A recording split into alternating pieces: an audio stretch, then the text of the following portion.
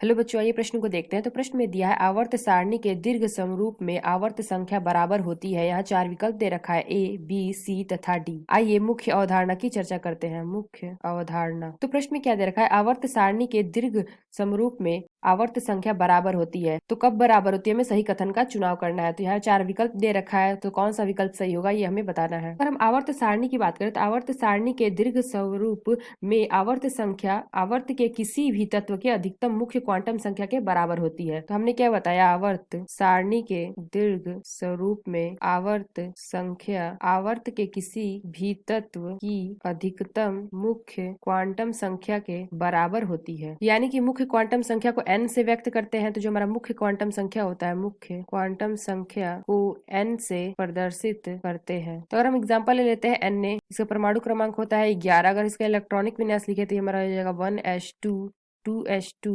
2p6 3s1 2 2 4 6 10 और 1 11। तो यहाँ पे मुख्य क्वांटम संख्या हमारी कितनी आ जाएगी, मुख्य क्वांटम संख्या। तो अगर हम यहाँ से मुख्य क्वांटम संख्या निकाले तो हमारा क्या आ जाएगा, 3 आ जाएगा। तो यहाँ मुख्य क्वांटम संख्या 3 आ गया और आवर्त संख्या कितनी आ जाएगी, वो भी हमारी क्या आ जाएगी, 3।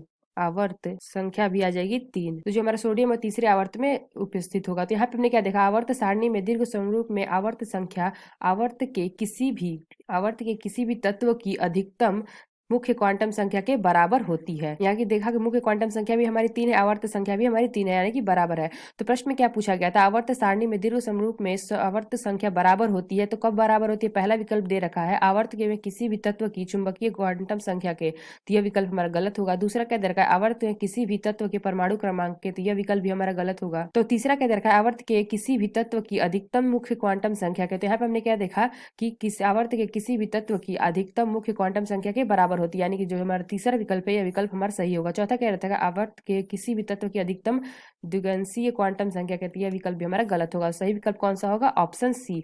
आशा करते हैं आपको समझ में आया होगा। धन्यवाद।